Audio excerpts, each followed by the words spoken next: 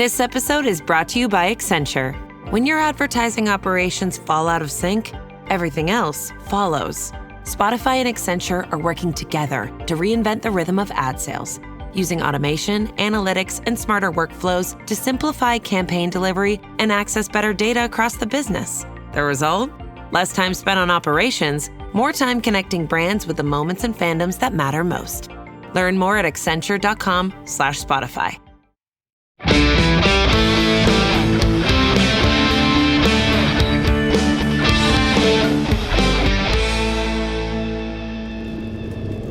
In 2005, two brothers hit the road searching for their father and ended up fighting demons, ghosts, monsters, angels, and preventing the apocalypse. Over 15 seasons, Supernatural became more than just a television series. It became a fandom, a community, and for many people, a chosen family. I'm Richard Speight Jr. I played the Trickster, Gabriel, Loki, and I also directed a number of episodes along the way. And I'm Rob Benedict. I played Chuck Shirley, who was later revealed to be God. Spoiler alert. Now, we spent years making the show, but we never actually sat down and watched every single episode in order until now. And this season, we're diving into season 9, the fallout of the angel trials and the fall of heaven, secret possessions and broken trust, and a whole new war between angels, demons, and the Winchester brothers. Each week, we'll revisit every episode alongside the actors, writers, directors, editors, composers, and a whole slew of crew members who helped bring the series to life. We'll share behind-the-scenes stories, revisit unforgettable moments, and talk about what happened on set, preserving the history of this iconic show. Now, fair warning, just like Rob proved a few seconds ago, there will be spoilers. Yeah. Oh, yes, there will be. And remember, this is our first real watch-through of the series, so if we forget a plot point, mix up some lore, or don't know what happens 3 episodes from now, that's just part of the ride. So join us as we fire up the Impala once again, hit the open road, and continue our journey through Season 9 of Supernatural.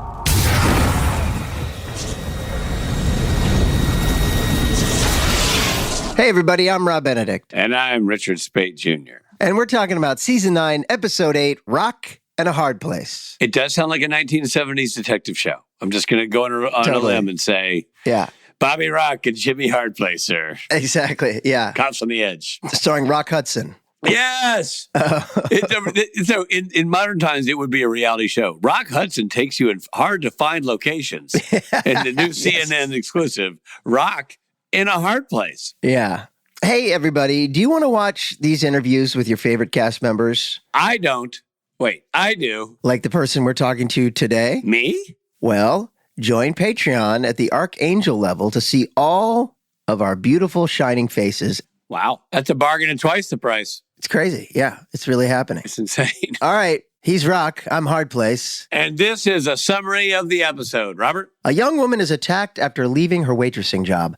She drops her keys under her SUV. As she searches underneath it, a mysterious stranger approaches and, in a burst of blue flame, renders her unconscious. That was kind of a cool sequence, the whole thing. It was, and it was really, I was scared.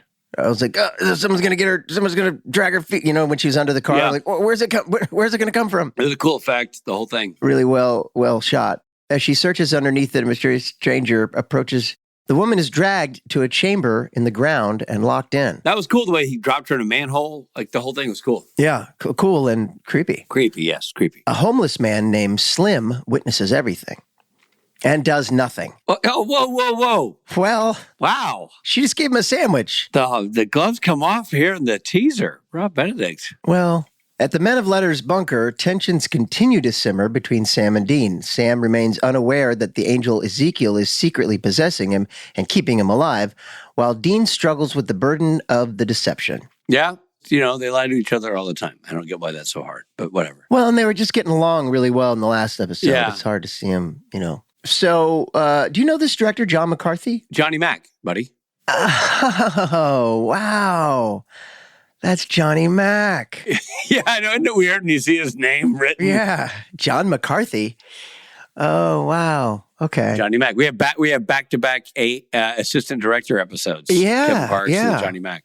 Well, R.I.P. Johnny Mac. Yeah. Okay. The brothers get a call from Sheriff Jody Mills about disappearances in her town. Investigating the case, they interview Debbie, a chaste church member. They learn that all the victims were members of a chastity group. Here's a question for you. Was the casting office called Rob Benedict Talent? Or I'm just curious how they went about finding your dream cast. Especially as soon as they cut to that girl, I'm like, well, be still my Rob Benedict. I mean, like, there's no way you weren't like, at one point, Ruth like, Rob, unmount the TV, dismount from the tube. Well, I mean, there was the one, and then I was like, oh, they got another. But the one, dude, that was Rob Benedict 101. Yeah. I mean, I could go down a list. I won't do it, but I could go down the list. No, but Josh. Right in the Rob Benedict wheelhouse. Well, literally, I feel like it's like the casting office you have or the agency where you only represent that type. This is Rob. No, we don't have any brunettes. Ring, ring, ring. Hello? Rob Benedict casting. Nope, no blondes. I don't know. Anyway, why, yes, we do have redheads. Slim redheads. That's it. The chastity group is called Abstinence Purifies Us. The group encourages young women to remain pure until marriage through mentorship and support meetings. The brothers go undercover in the group to investigate. They become born-again virgins. Funny sequence. Funny sequence, for sure. And by the way, the actress is great. Yeah, all the actors were great. They're all great. But yeah, they were great. Sam and Dean attend the meetings led by Susie Lee, a woman that seems very familiar to Dean. Yeah, she really looks familiar to Dean. He goes back to her apartment to pray with her. Meanwhile, Sam and Dean research the history of the attacks and uncover a pattern stretching back centuries. As soon as she said, I do private coaching, I'm thinking to myself, this is going to go pear-shaped. You know what I mean? Well, yeah. In all the right ways, but nonetheless. Yeah. Private coaching. I could tell right away you really, this episode really spoke to you. You're talking a lot about me, but this episode was right up your alley. Well, let me tell you something. Right up your alley would have been a great title for this episode. It would have been. Susie Lee, well, as if we're not cliches, you were very drawn to the one who looks like your wife, and I was very drawn to the woman who looks like my wife. Yeah, exactly. The victims are always women who pledged chastity, but later broke their vows. Back at Susie Lee's apartment, Richard and Dean find her old porn DVDs featuring her as the star. Now, this is the porn that you were also in Supernatural, right? Wasn't your character in this series of movies? Were these called Casa Eroticas? Yes, Casa Eroticas. Yes, then it was. Good catch, Rob. Soon after, Susie and Dean get kidnapped by the blue-flamed stranger and locked in the underground chamber with the original victim. The Blue Flame Strangers is a great name for a band, too. Yeah, totally. It's the Blue Flame Stranger and the Underground Chambers backing him up. So wait a minute. I have a question. There's a detail here that I didn't pick up on. So Casa Erotica? The gal, no, that too, but the gal that we see in the teaser, they hold up the car and steal her, right? The first girl, yeah. She only gets stolen because she slipped up and hooked up with a dude? Is that why she gets stolen? That's a good question that I wasn't clear on myself. Yeah, it's saying that in this synopsis. I didn't get that from the story. I missed that detail. Yeah, always women who pledged but later broke their vows. Yeah, except that there's a dude down there. Yeah, and did we know that it was about vow breaking? Did we know that? Yeah, I think I knew that. I did know that about breaking their vows, but I didn't know. But there's a dude down there, but you get the feeling that maybe he and the girl he was with, maybe they broke their vows. I don't know. But yeah, that's what it's about. Interesting. Research leads Sam and Jody to an unexpected suspect, Vesta, the Roman goddess of the hearth and home. Once worshipped throughout the ancient world, Vesta has survived by feeding on human organs, specifically the livers of women she considers impure. There's nobody who's more into consuming organs than Rob Benedict. By presenting herself as a champion of virtue and chastity, she's been able to identify suitable victims for centuries. Jody quickly deduces that Dean must be at an old farmhouse, and they set out to make a weapon. Vesta can be killed with oak dipped in virgin blood, so they visit one of the chastity group members. Another client at Rob Benedict Casting, I believe. Exactly. But I honestly thought this was casting that actually tripped me up. Like, she looked almost too much like the other one. Well, only because they're both very, very, very much redheads. Is that you mean? Yeah, they're redhead. They kind of had similarly shaped faces as well. Kind of. Yeah, there was a similar hair done exactly the same way. Sort of. Anyway. but whatever. She does a great job. She's great. I'm like hair cascading just so over the shoulder. The come hither look they give the camera. Thinking Sam and Jody are performing satanic rites, she refuses to give her blood. So Jody punches her in the nose and takes the blood. That's a good bit. I like that bit. It was a great Kim bit. Sam finds a sewer entrance at the farmhouse, but is knocked unconscious by Vesta, who then grabs Jody and straps her to a bloody table. A lot of action for Jody in this episode. Yeah. Vesta reveals her identity, and it's the first redhead. Yeah, exactly. And explains her twisted philosophy, bitter that modern society no longer worships gods like her. And she mentions Jesus. Jesus gets a rare mention. Oh, nice. Little J shout out. Yeah, she clings to old ideals of purity and judgment.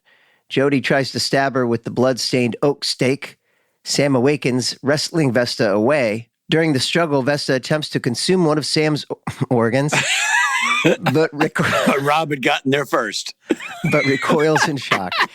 She senses something deeply wrong with him and declares that he should not even be alive. Oh, man, that's funny. Before she can explain further, Jody manages to free herself and stab Vesta with the ritual stake, killing the goddess. I gotta say, Jody gets really stabbed. It's not like a glancing blow. Yeah. That thing goes into her pectoral muscle, like brutally. Yeah, so I guess it's she's all good. It was okay. I thought, and it went into her right side. I'm like, I hope she's a southpaw.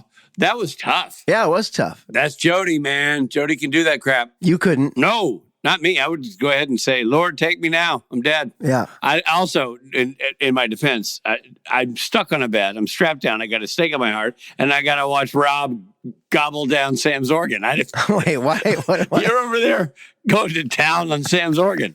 And I'm like, I don't want to be up to these stuck seeing this as my light fades. Just take me now. Afterward, Sam cannot stop thinking about Vesta's reaction. Her words confirm his growing suspicion that something is seriously wrong with him following the trials and his near-death experience. Back at their motel, Jody says her goodbyes, and Sam confronts Dean about his condition and wonders whether he will ever truly recover. Okay, I got to comment on that moment. But let me have one more sentence. No. Can I be done with No. it, please? Fine. But Dean continues to hide the truth. Richard? That exchange is great. Tip of the cap to Johnny Mac. And just to remind people, Johnny Mac, was a first AD, first assistant director on Supernatural from its beginning days all the way through the rest of the series. I think he ended up quitting towards the last few seasons, but was there. Him and Kevin Parks would alternate episodes. Yeah. They were just mainstays of the crew. Yeah. Pointing the bayonet for years and years, and he has passed away since the ending of the show. So it's a sad loss. But all that to say, great job by him in this episode. That shot, kind of that push in where Sam's eyes flare up and he becomes the Ezekiel. Uh-huh.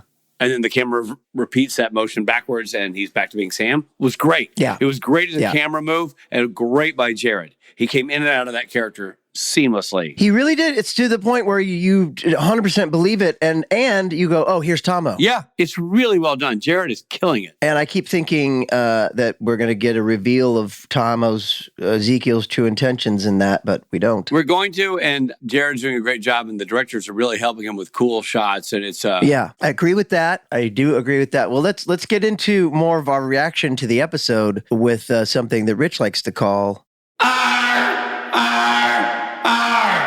Rob and Rich ratings. So I had a couple sticking points with this episode. Get into it, buddy. I know it's your favorite part, but the porn thing felt a little bit. It felt dated. I mean, and every time they actually Dean actually hooks up with somebody, it just kind of takes the fun out of the fact that he is kind of always into that and kind of hooking up with girls here and there, but we don't see it usually. I don't know. It's just a weird sort of, we don't normally see it, and it kind of takes the cool out of that. This idea that ladies fawn over him, and that all the ladies in the chastity group all were kind of like ooh, getting hot and bothered while he was. Yeah, it just felt a little bit, I don't know, made me a little uncomfortable. I know you liked it. I don't make me uncomfortable, but I think it's dated. And the fact that if she is a recovering porn star, why would she have her DVDs just sort of top shelf, ready to... She also dives right back into it pretty easily. It's what I liked about last episode when the girl didn't... You saw humility in Dean. and like his heart with the diner waitress. Remember that? Yes. In the previous episode that Kevin Parks directed, that's one of the things I liked about Dean. And this is what you're saying in this episode. That's all gone. This is the opposite of that. Yeah, this is all just, hey. Hey, jokey, joke. Yeah. Since we're here, take your pants off. Yeah, exactly. I get it. It's a little on the nose, but they do play the comedy of it well, I think. No, they do. For some reason. And my other thing about this episode is I feel like I love Jody Mills. I love Kim as Jody Mills. Kim is such a good actor. Man, she's good. But I feel like she was a bit underused. I could have used more Jody Mills. She was at the end when she's sort of, that fight there, she had a lot to do. But before that, I really could have used more of the Jody Mills of it all, sort of. Yeah. I get what you're saying. Hey, this is my town. Let me take you through, But yeah, I love the scene. I love every scene she was in. I loved when she punches the girl. I thought the punching the girl was worth the price of admission just for her to go, I'm calling the cops. Punch. I am the cops. Yeah, that was great. So yeah, I would ask for more Kim. Maybe dial down the Dean Winchester and I agree. F my way through every city we're in. Sort of him talking about it in the group. I also agree, but kind of was like a little on the over the topness of it all. Do you have a facial hair rating here? I was actually in a movie. The plot of the movie was a comedy.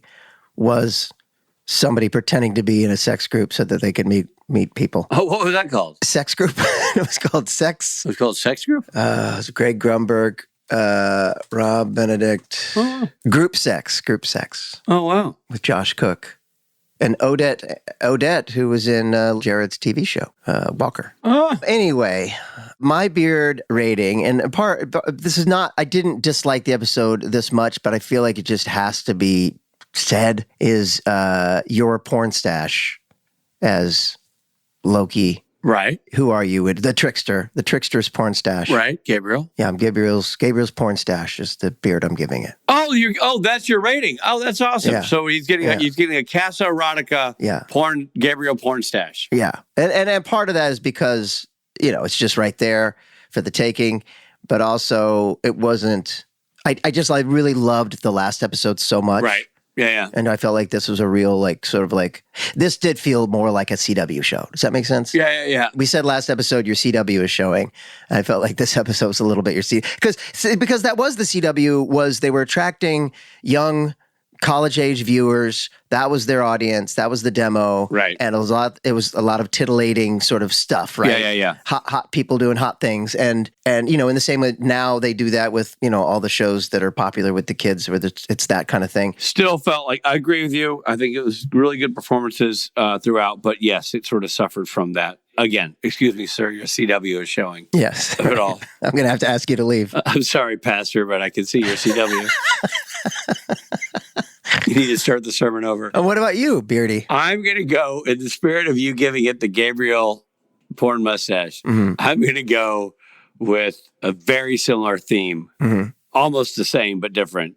Former United States President Abraham Lincoln. I'm going to go with the Abraham Lincoln. Oh, wow. Because you figure if you put Lincoln and Gabriel together, you get a full beard. But he has a full beard, It's kind of one That's full good. beard in a way. We got it. Yeah, it's good. One beard. Yeah. Together, it's one full beard. Yeah. Together, it's one full beard. So you got the Abe Lincoln, kind of the Amish beard, no mustache look that Abe was famous for, Honest Abe. So there you go. And then you get the Gabriel porn stash. Yeah. That's good. And if Gabriel were dating Honest Abe, it'd be Gababe. Gababe. Gababe Lincoln. Look at that, Gababe. Gababe Lincoln. Yeah. Or Gablinken. Gablinken. That's good. Well, everybody, we have one of our favorite people as a guest today. We just want to talk to her regardless. It doesn't matter if she's in the show or not in the show. You know what I mean? Exactly. We just happened to press record on our conversation. And here she is, everybody. It's Kim Rhodes.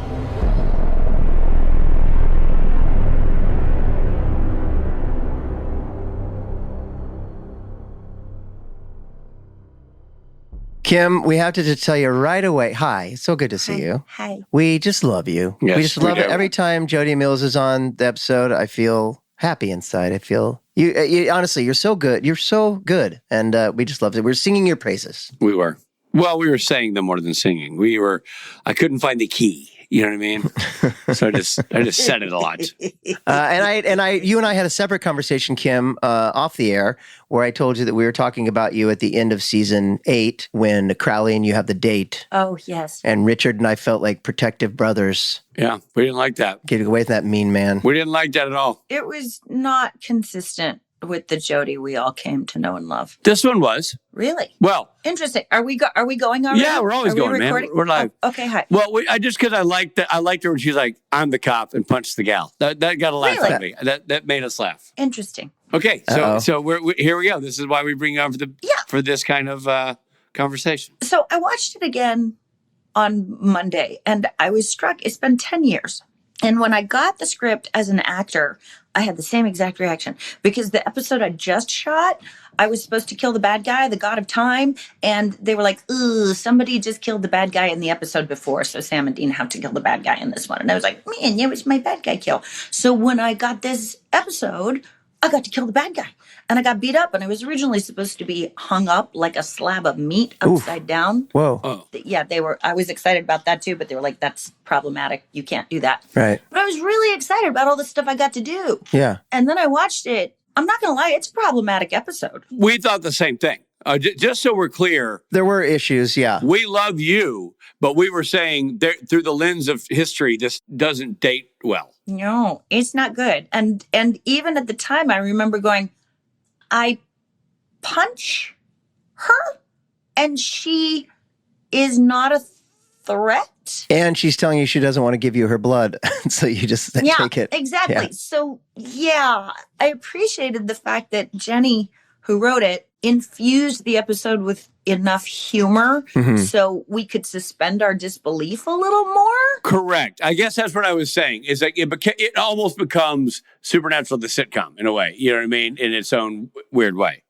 Because it's not just that sequence. It's Jensen and the former porn star and, all the things that seem, But I think what Richard's saying is, if you take context out of it, just the I am the police, like that element to Jody Mills is what we love about Jody Mills. And if anything, one of my criticisms was I wish there was more of you in this episode. I felt like you were almost underused, Thank you. I think that it would have done a disservice to their relationship, though, because the episode was so heavy on sex. Right. That I appreciated the fact that Sam and Jody could have a conversation about sex without having the undertone of, why haven't we gotten it on? It's clear that it is a close platonic relationship. But if there had been more Jody in an episode specifically about heterosexual sex. True. It would have gotten awkward at some point. Right. Well, except for we were told in this episode, we didn't know it, that there was a scene that got cut that would have been nice to have, that you guys shot. Or it just made the page, I don't know. Just hold that thought. We're coming right back.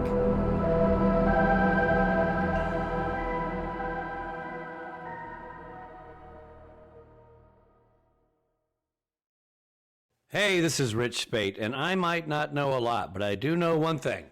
There are some things in life that you don't want to be transparent, like, say, your swimsuit or your search history.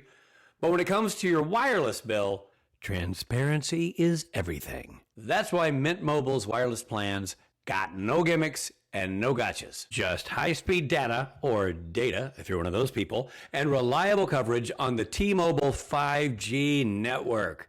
What's up, G? And right now, all plans are $15 a month, even unlimited.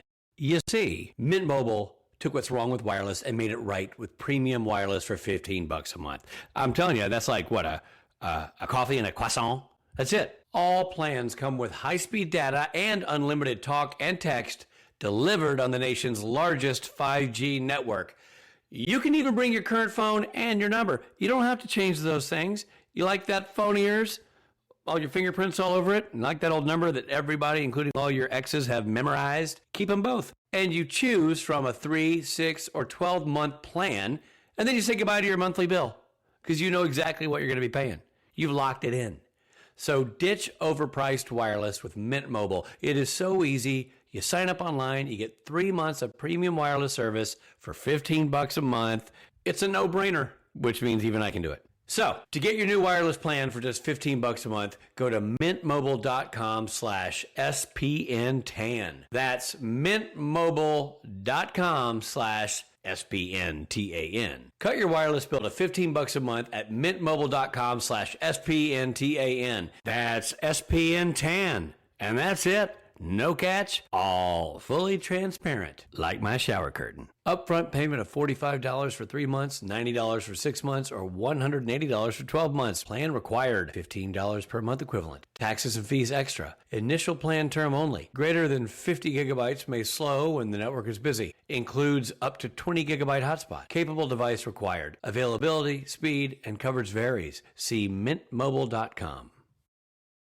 Hey everybody, it's Rob Benedict. I got to be honest about something. I've been decorating my last several houses with Wayfair, furniture and such from Wayfair. I can tell you a specific one. I got a place back in 2020 and you weren't leaving home a lot. And so having to have a good outdoor hang area was important. So you could go outside sometimes. It was a strange time to be around, right? And so I went to Wayfair. I got an outdoor kitchen table, chairs around the table, and an umbrella that goes up top, keeps the sun out. Still have it to this day. I've put in some solid hours on that table and chairs. But that's not all they have. They've got grills, appliances, storage, lighting, rugs, decor. One place, you get everything you need. And you can shop Wayfair Verified. Now, I just found out about this just now, reading it. It's your shortcut to the good stuff. Their team of product specialists vets everything by hand using a 10-point inspection, testing things like quality of materials, functionality and features, and even how long it takes to build. And it doesn't stop with the outdoor table for me. I got several rooms inside that have chairs, artwork, rugs from Wayfair. Why? The price is just good. And the quality is great. That's all the reason you need. And if putting it together sounds like a headache, they can handle delivery, installation, assembly. You just tell them what you want, Wayfair can deliver. With over 20 million 5-star reviews, you know it's not just me. So are you ready to upgrade your home for way less? Head to wayfair.com right now to shop all things home and get your space ready for less. That's WAYFAIR.com. Wayfair, every style, every home. Thanks for listening. Now, back to the episode. Here's our fact. There's a deleted scene on the DVD and Blu-ray where Sam is talking with Jody Mills in a parking lot. Sam confides in her that he thinks Dean is lying to him about something. So that would have been a cool scene to have. You see what I'm saying? That's right. More of that. That satisfies both Rob's... Jody's asking questions, but then Ezekiel takes over Sam's body, pretending to be Sam, tells her everything's fine. Yeah. See, that would be continuing the conversation with Jody and have her being involved in the story more. Yeah. And not have it be violating character. I forgot about that. I remember shooting it and being like, I don't actually know what's going on, but I'm going to roll with it. Yeah, totally. Nobody fills me in on the backstory. When you show up just once a season, they're like, oh yeah. And they just assume, that you're caught up. Let me go back 1 second. So at the end of season 8, you have this whole thing with Mark Shepard. Was that your first time working with Mark? Yes. Okay. Yes. And you had told me, you kind of, as with this, like you kind of come in like, wait, what's going on here? What's happening? And you thought you were dead. I didn't know if I lived through it because it was the last episode. It was the season finale of season 8. I'm just left on the floor, and nowhere in the script does it say, yes, they got there on time. No, they're mourning her death. No, the season had wrapped. We were just B team. Right. And I was like, okay. And Phil Segricha kept screaming at me. He's like, you're not dead. Like, it doesn't say that anywhere. Right. I don't know that for sure. But you always keep coming back, and we love it. So here, one good thing about this episode is that you get to explore your relationship with Sam a little bit more. Yeah. What was that like, sort of exploring that with him on screen, or that relationship, those two characters on screen? It's kind of an eternal comment at conventions that Jody's a mom figure, right? The mom is a Jody figure. That mom's mom. Mom is momming, active momming, mom.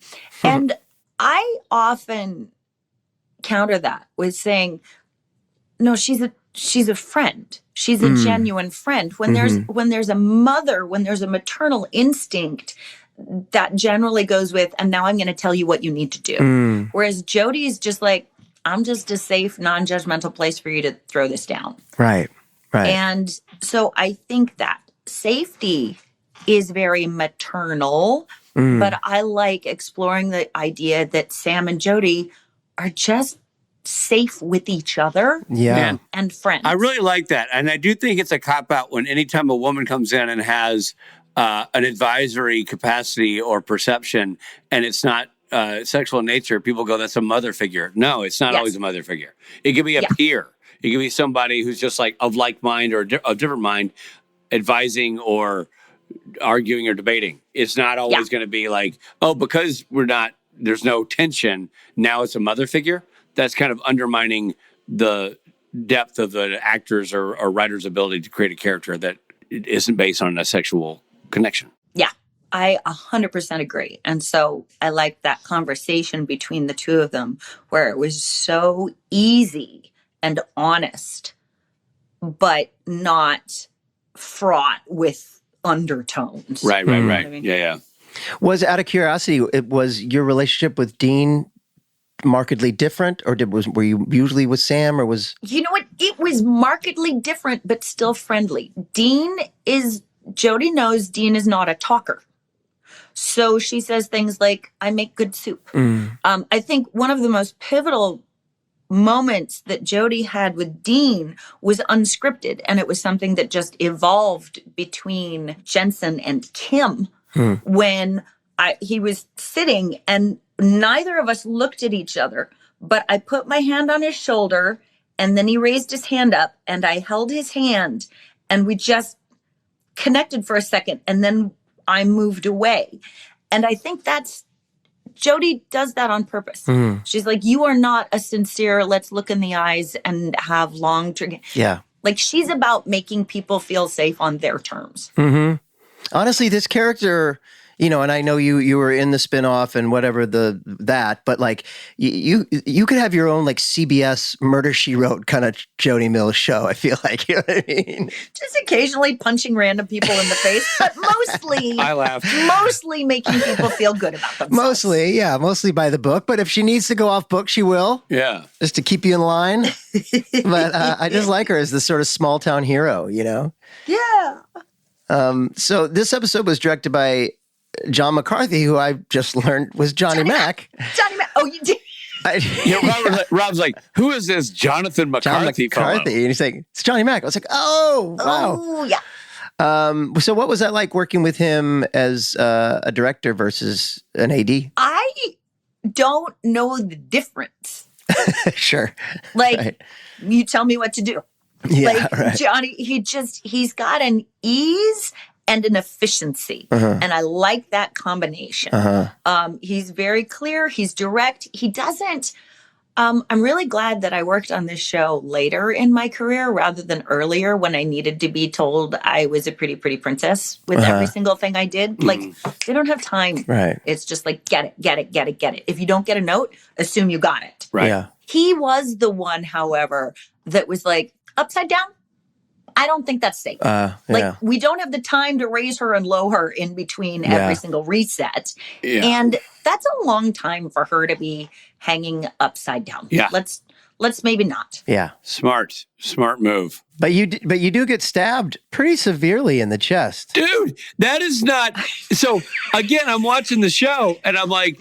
And then they're like, and I thought, Kim might take a slice to the deltoid or a glancing blow. That mofo embeds itself about 4 inches into your rib cage or your chest. Now, trigger warning, this is going to be graphic. Have you ever had to remove an object that has been embedded in your body in a muscle? No. I don't think so. I have. The muscle immediately swells around it.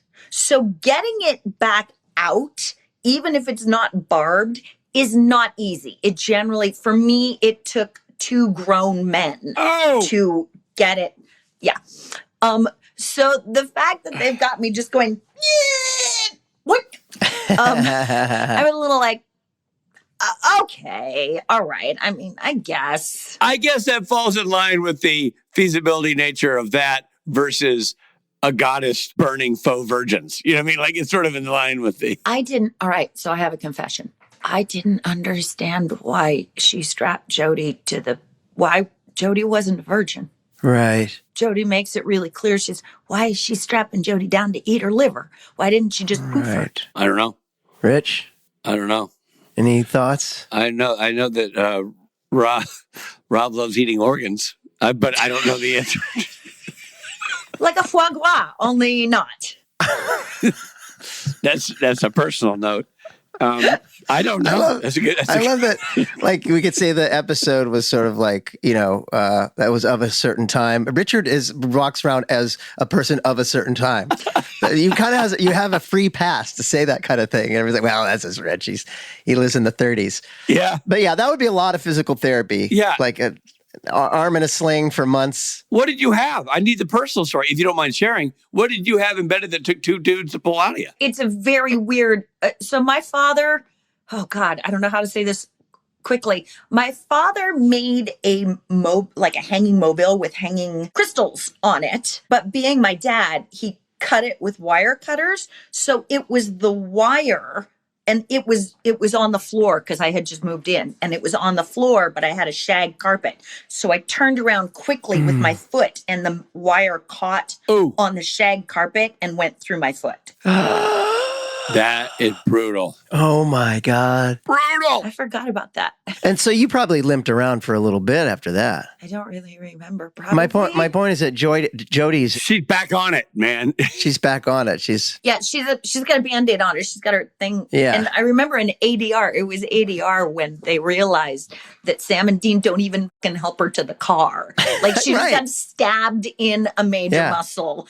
And so we added in, they don't get the door for me or anything. Yes. Like in ADR. Oh, nice. That was Because- ADR? Nice. Yeah. Because they were like, I thought you would improvise that. I thought No, that was that- like in the moment you. yeah, that was ADR because it was very strange that they were like, Yeah. okay, they do that once with her on a set of crutches too, where they're like, "See ya." I was like, "Okay, I got this." Okay. Let's go.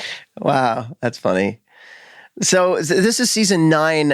Obviously you've become a fan favorite at this point. Did you have a growing sense that you were becoming part of the extended Winchester family?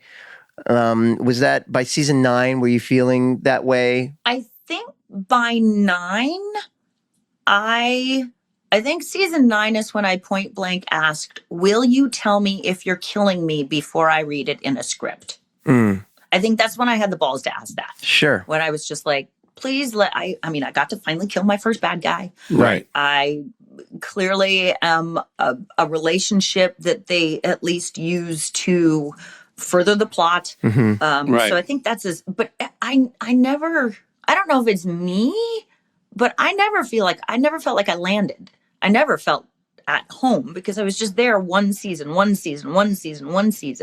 hard to feel like you have a routine when you have zero routine and zero perception of a routine at all. Yeah. And you never know what happens when you're not there. Like people are like, "Oh, did that happen?" And I was like, I wasn't. Totally. I wasn't on the other end of that phone call, right? Totally. Yeah, Totally. they did not call me. Totally. We're always commenting on that where it's like, they're talking to whoever on the phone, like, oh, well, they couldn't afford to fly them up. Yeah. Yeah. Or like Tomo's had a huge part this season, but he's only been in like one episode. Yeah, or so they tell us. Rob and I always have a budget joke when they're like, "Hello, hey, it's Osric Chow, everybody." Yeah. You don't say. Click. What did he say? He said, "Oh, hold on, another call. DJ Qualls." Blah, blah, blah. Oh, yeah. Like I did. Well, the episode I did with you, not to jump ahead and spoiler alert in the podcast, but I was completely there to remind people why Kaya was important because Claire's in love with her, but they couldn't afford Catherine Newton anymore. Right. So here comes Jody. Yeah. Exactly. Wow. By any means necessary. You know what I'm saying? Absolutely. So what season was the spinoff? 13. 13. Wow. 13. Okay. Yeah, because after this, because Jody still isn't a character. She's still a plot point in 9. Uh-huh. And it wasn't until really Robert Behrens wrote Annie, Alex, Alexis, Anne, the one with Kat Ramdeen that Jody shifts into, oh, okay, now she's a character. And when is that? 10. I think it's 10. And when does Brianna come in the show? After that, because I've got Kat Ramdeen end of 10 or 11. I don't remember. Wow. Well, I'm trying to keep it all straight, Yeah. So did you have fun doing the stunts in this episode, the fighting and the stunts at the end? I love stunts. Awesome. I am such a sucker for, there was only one stunt in the history of ever that I was like, we're running a little behind time and that sounds unsafe. Yeah. But other than that, I'm like, yeah, beat me up, punch me, hit me in the face. Yes. And now let's go to set. Yeah. Hold on, they won't be out of the trailer now. And like you said, you got to kill the bad guy. I mean, I got to kill the bad guy. That's a big deal. Yeah. I got to kill the bad guy who had changed clothes for some reason. There were a lot of questions I had where I was like, how did she not, like, if she can tell that Sam is all duct tape and safety pins on the inside, how did she not also know that Ezekiel's on the inside? How did she not detect that? Right, because she is a goddess. Like, I can sense your organs, but not a supernatural entity living amongst them. Right. But this was also when, I think this was the episode when Jared saw me come up with a question and he started screaming, "Don't pull the thread! Don't pull the thread!" Yeah. A good warning, by the way. Good warning. Was that a recurring thing that people would say? Yes. Don't pull the thread. I She's recall thinking, getting that from like Creaser a lot. You're like, hey, quick query. If he goes, and they're like, no. Nope. We'll be here all week. So when this ended, again, you have no idea what's happening now. You don't know if you'll ever be back again or what, right? No. And people don't really understand that as a recurring person. You never quite know. There's like, oh, we'll see you again, but will ya? Maybe not. Also, right. The writer's room it's so capricious. When lightning strikes and I don't happen to be in that particular bottle, I will never be seen again. And it isn't personal, even though me making it personal is what I do for a living. It's just them going, oh, well, this will, and then we can, and then we can, and then we can. 100%. I've always said with Supernaturals, the cast of phenomenal supporting characters, any one of them or us could have ended up being a bigger player than we ended up being. Like, you look at Shepard as Crowley or Misha as Castiel, obviously both big impact players. They're both great actors, both really well written and very well performed. Not taking away from that at all.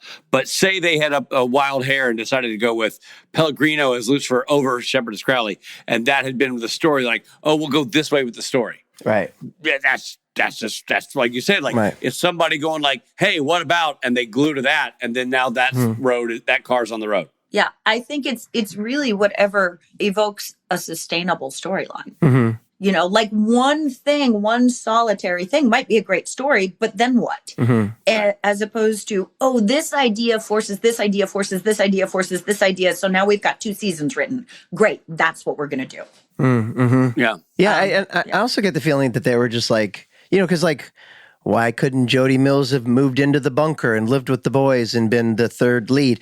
But I think there was something about the original sauce that worked, and they just wanted to keep it that, just the 2 boys. Yeah. Being really the only, I mean, there were other series regulars as it went along, a little bit Misha, a little bit Mark, a little bit Al-Cal at the end, but really it's always just been those 2 boys. The truth is there was only 2 unfireable people. Yeah. Everybody else is great. Come and go. Use them. Right. But really and truly, the show could survive any seismic shift except for 2 dudes. And also, the greatest amount of tension comes when 2 sides are being pulled against each other. Right. Right? So that balance, you can do pretty much anything with that balance. But as soon as a third party steps in there, you might have an interesting story, but you're relieving some of the tension. You're now trying to figure out how to keep all of this balanced. Whereas when it's just this person says yes, this person says no, great, we've got a story. Right. It's always great talking to you. Your perception. I love how this interview started. Hey, I really liked you in that scene. Did you now? Immediately in trouble. Really? Damn it! Damn it! I rewatched this and I was like, oh yeah. Oof. Wow. Yeah. That's a lot of stuff. Yeah. Sure. No, you're not wrong. That we know, you know what, but when we know better, we do better, right? Right. And so I can look at it now and go, wow, we did not know better. Right. And I appreciate the fact that now we do look at things like consent and abstinence and personal autonomy and power, like all of the buttons that we can say, we got it wrong. We got it wrong. Yeah. Fortunately, it was funny enough, so they forgave us a little bit. Mm-hmm. Well, also, it was that time. I got to say, the lens of time in real time when that aired was not the same perception as us watching it now. Yes. And it's important to acknowledge that that didn't make it right at that time. Right. It means we didn't know it at that time. Correct. Right? Like it never was okay. No. But the awareness that it wasn't okay for some of us, it took a little while to sink in. And so now we can acknowledge, like, in the past, this happened. And this was the story we told. And I don't like it anymore. I don't think it's funny anymore. I told this joke. It's not the only episode that we've had this conversation about, by the way. Oh, There are things that Rob and I will watch. And by the way, Supernatural's pretty good about, they didn't go there often because it's really, that's not the story. It wasn't a story about meeting chicks or anything. It was a different story. It was elevated and it was cool. Every now and then something will happen and Rob and I are like, ooh, oh, man. Yeah. Oof, not aging well. From the not aging well file. Yeah. But, you know, it's bound to happen. A 15-year show. It is a 15-year show. And also we have lovingly passionate fans who pointed out and go, actually, you could do better than that. And they don't tend to punish me for it. Instead, they tend to say, hey, are you aware? Are you aware that you can do better? And I actually appreciate that because now I give myself permission to go, yes, I would like to do better, or no, I'm not going to do better. And in this situation, it's yeah, we can do better now. But we can't do better than having Kim Rhodes on a podcast. That we can't do. Do you still do what kind of tattoo is it? Because I really thought long and hard about this. Well, let's do it. Let's rate this by tattoos. I love it. That's right. Let's do, we're going to rate this podcast. This is going to get an extra rating. I'm not going to tell you, Kim, what our thoughts are until we have this conversation. You're going to have to start with your tattoo. Rob, get ready because we're all doing this. Okay. All right. So this is my tattoo. My tattoo is you've been in a relationship with a person for 6 months and that person has decided you're cheating on them. And so you go down the street to a nearby tattoo artist and you get their name tattooed on your body in a heart. It's a great idea, but 10 years later, you might want to reevaluate it. Yes. So wait, you got perfect. that in a heart because you think they're cheating on you? No. You're doing that to prove you're not cheating on them. You're the person they suspect is cheating. Right. Yeah. So to prove Your love. your love. Winona forever. Winona forever. Exactly. All right. That's the this is Winona with forever tattoo. Wow. That's my feeling That's about fair. it. That's a good one. good. That's going to be tough to beat. Rob, do you have any tattoo thoughts on this? I mean, I feel like my tattoo is very much like my beard rating for this one. It's the porn stash that Richard wore in the porn episode of Supernatural. Yeah, the Gabriel porn stash. Yeah. The Gabriel. It's just the stash on my shoulder. Got a little stash on your shoulder, buddy. That? Oh, no, that's a tattoo. Or on your finger. Oh, on your finger that you put. The one on your finger, the stash tattoo on your finger. That's better, that. Kim. Really down for a brief period of time, and then it wore off, and now nobody thinks it's cool. Yes. As a kid, I put it to my upper lip, and people are like, that's funny. And now it's not funny anymore. It's sad. I'm going to go with this. It's the tattoo of the championship season of your team. They're like, yeah, Bears 2023. And champions forever. And you're like, yeah, no. T-ball. It didn't work. T-ball champs. Turned out they weren't the champion again for the next 46 years. Thank you for that, Kim. That I'd forgotten that's what we did when Kim was our guest reviewer. That's right. We did the rating in tattoo. That's fantastic. What do you do now? Well, Just beards. beards are our standard. Beards. We switched it for you when you came on because you are uniquely. Yeah, no, we just do beards. We do facial hair rating. Like this one got A porn stash. Yeah, and I gave it to Abe Lincoln. No mustache, just beard. So a really great episode gets the Kenny Loggins circa Top Gun. Oh yeah. 1984 Yeah. Kenny Loggins, just groomed, full beard. And mine is my top tier is Chris Stapleton. So like anything south of that, it could be from clean shaven all the way to the best being Stapleton. Anything in between is. If we really don't like an episode, which is very rare, we give it the Mr. Clean. Yeah. Oh yeah, no hair at all. No hair at all. Yeah. Hardwood floor. That doesn't happen very often. Does not happen. No, I can't even remember a time, but there was one somewhere. But not this one. No, ma'am, no, sir. Kim, thanks so much for doing this. We really appreciate it. Thanks for having me on. I love it. Yeah, thanks, Kim. Thank you. We love having you. We'll have you again soon. Delightful. Okay. Bye. Bye, my friend. Bye. See you soon. Hey, this is Jeffrey Dean Morgan. We are going to take a quick break.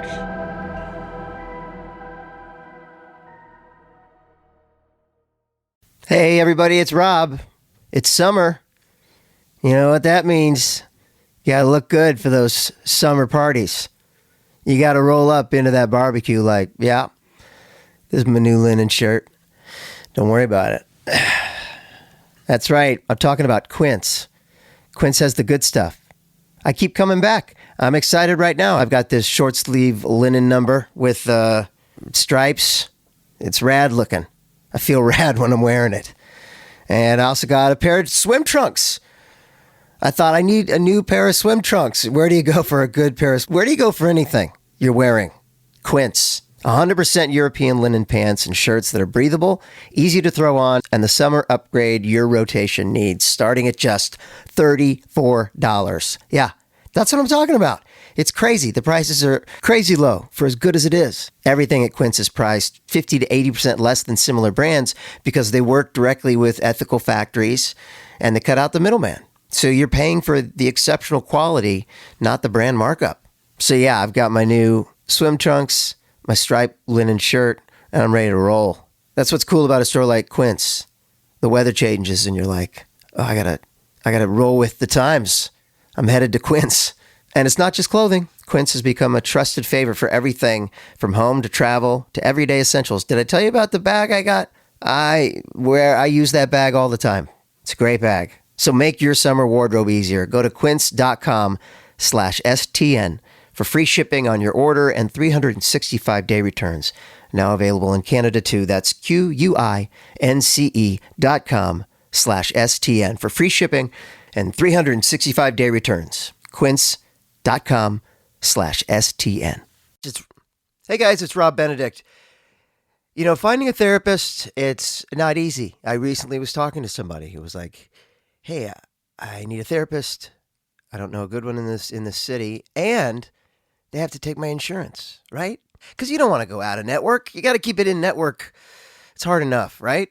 So how about this? What if I told you that there's a place that can streamline this entire process? That's right. It's called Rula, R-U-L-A. And they do it differently. They partner with over 100 insurance plans, making the average copay just $15 per session. And this is real therapy, licensed professionals, at a price that makes sense. So think about it. You use your insurance benefits to maintain your physical health, so why wouldn't you do the same for your mental health? And Rula, it's not just affordable, but they tailor the entire thing around you. They help you find the right therapist for you. They consider your goals, your preferences, your background to provide a curated list of licensed in-network therapists who are actually aligned with what you need. Because finding the right therapist makes all the difference. That's where you start. It's got to be a good relationship there. And then the rest of it, all the crummy stuff like insurance and bills and yada yada, that's where you kind of go, makes you even crazier. You need a therapist for the therapist. So why not streamline the entire thing at Rula?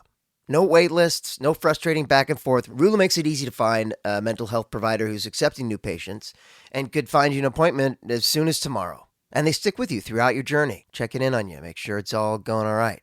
Thousands of people are already using Rula to get affordable, high-quality therapy that's actually covered by insurance. Visit Rula.com/supernatural to get started. After you sign up, you'll be asked how you heard about them. Please support our show and let them know we sent you. That's RULA.com/supernatural. You deserve mental health care that works with you, not against your budget. Hey, it's Jeffrey Dean Morgan again. Welcome back to the podcast. Man, there's nobody cooler than Kim Rhodes. Nobody cooler. Such a good actress. So good to talk to her. So great as Jody Mills. And so incredibly humble. Yeah. To the point where she's self-deprecating, and she doesn't need to be because she's... And now in her life, when she talks about working with the goats, she doesn't mean the greatest of all times. She means actual goats. Exactly. But, and that's a fact, not necessarily fun, but it's real. It's not mythological. Uh-huh. So I think we should, in the spirit of that reference, take this long road around into mythology. Vesta. It reminds me of the Vecna from Stranger Things. Just the word Vesta is the Roman goddess of hearth, home, and sacred fire, hence the blue flame. Hence the blue flame sounds like somebody's name. It's Hench, the blue flame. The blue flame. Yeah, that's a kid's show. Vesta is the Roman goddess of hearth, and Vespa is my wife's preferred mode of transportation. That's right. Also known as a Segway. In the temple of Vesta in Rome, a sacred flame burned continuously. Allowing it to go out was considered a terrible omen for the Roman state. Oh, don't let the flame go out there. Segway is not the same thing as a... No, I know. That's why. They're both just moving. I know. That's why but I have to just go back and correct myself. They're two different things. Similar. Rob thinks of Vespa as a Segway. That's everybody's takeaway for this episode. Right. That's why I'm always going, here's a Vespa. Unlike many Roman deities, Vesta was usually represented by... awkward Vespa. Exactly. Vesta was usually represented by her flame rather than statues or elaborate images. Vesta's priestesses, known as the Vestal Virgins, I'm listening. were all represented by Rob Benedict casting. No, were among the most respected women in Rome. They took vows of chastity and tended the sacred flame. Note to self, get a job as the sacred flame. Hello, my name is Sacred Flame. Is there anyone here who could tend to me? The welfare of Rome was thought to be tied to Vesta's flame. Her cult wasn't just religious, it was deeply political. Emperors and senators paid close attention to her temple and priestesses. Yeah, I bet they paid close attention to them. Jesus, those dirty emperors and senators. And, I love they're like, no, it's for politics. It's the flame. It's the flame. Deeply political here. I'm, Yeah, like Caesar's wife's like, why are you always at the... Honey, you know flames? how important they are to the future of Rome. The word vestibule may derive from spaces associated with Vesta and the hearth. Huh? It also may not. Wait, I'd love more certainty on that fact. Nope. Also, the garment, the vest, may or may not derive from the fact that the girls always wore sleeveless cloaks. Huh. There you go. We may never know. We may never know. But we do know this.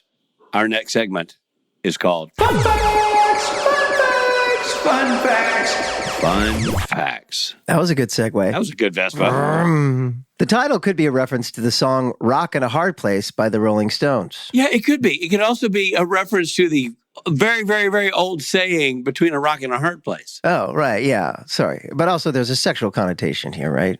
Right? Huh. Meaning like Rock, the actor, and... If you take out and...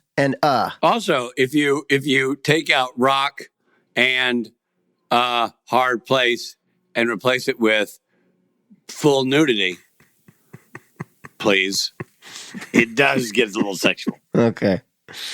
The German title is Richard. Let's see. I have to be sure I get this right.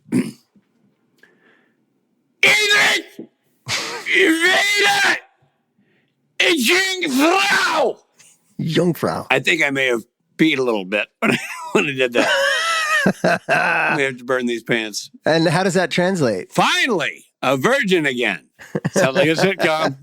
Finally, a virgin again. And then could you tell us, I do a lot of the translating around here, but I'd love to get your take on what the Japanese title is. Well, dude, I struggle with this every week. It seems to be not all that sexual in nature, although I guess water is sexual. Anyway, it loosely translates to the happy, fun boat that kills you. Oh, wow. I guess a happy, fun boat could be an angry, virginal goddess. Sure. The motel the boys and Jody stay in is called McCarthy's Scottish Motel. Was Johnny Mac Scottish?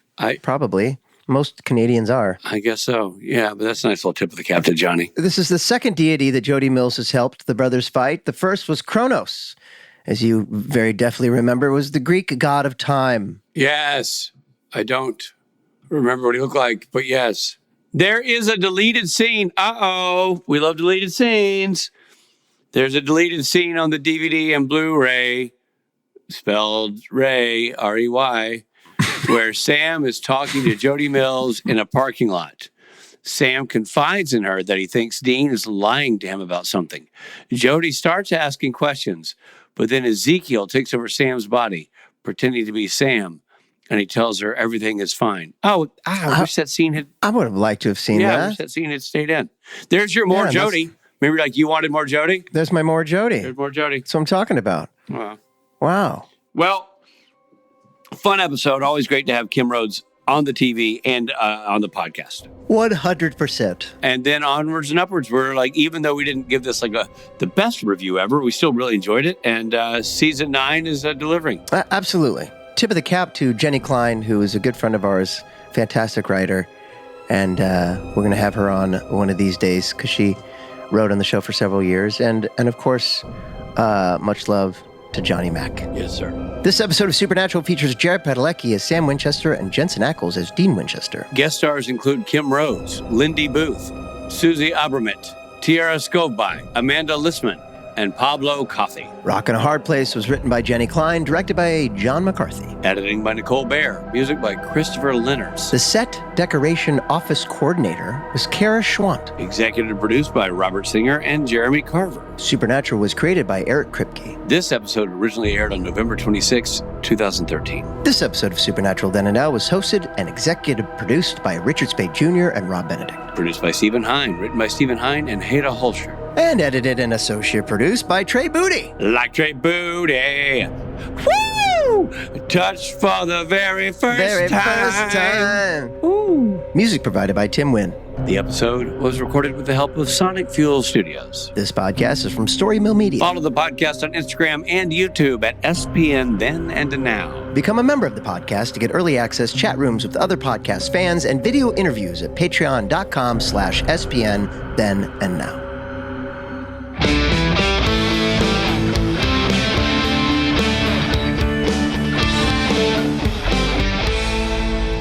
I think that's one of the things I found charming about last week's episode. How did I just get like a full text message from you? I have a question that I just thought of when you raised your hands like that. Did you have that many tattoos when you did the show? I did get this one towards the end, but I always wore long sleeves. I was going to say, did you have to do cover up ever? Yes, I did. They would usually cover me up to here. Okay. But I had long sleeves. Also, yeah. I like to say that I made up for it by having short hair. Like, right. I spend no time in the chair, chair all the time getting my tattoos. Good point. Yeah. But also, I feel like Jody Mills, if there's anyone that's tatted up, it might be Jody, maybe. I pitched that, but they said it was distracting. And I was also, remember, they wanted Jody Mills to be like Midwest old mom. Right. Old school. Yeah. Right. Well, you were a little bit of both, you know. You're, like you said, you have motherly instincts, but you're also their peer. A little bit country, a little bit rock and roll. Yeah. As we like to say on the Donnie and Marie show. Story Mill Media.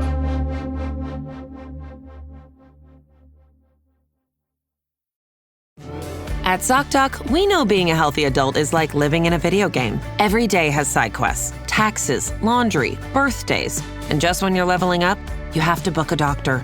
The insurance portal crashes. They put you on hold. Your doctor doesn't take your plan. game over. We see you, so we made booking a doctor easy. Download ZocDoc, search by specialty, insurance, and availability. Book instantly. No cheat codes required. Find a doctor you love with ZocDoc. Starting a business can seem like a daunting task, unless you have a partner like Shopify. They have the tools you need to start and grow your business. From designing a website to marketing to selling and beyond, Shopify can help with everything you need. There's a reason millions of companies like Mattel, Heinz, and Allbirds continue to trust and use them. With Shopify on your side, turn your big business idea into... Sign up for your $1 per month trial at shopify.com/special offer.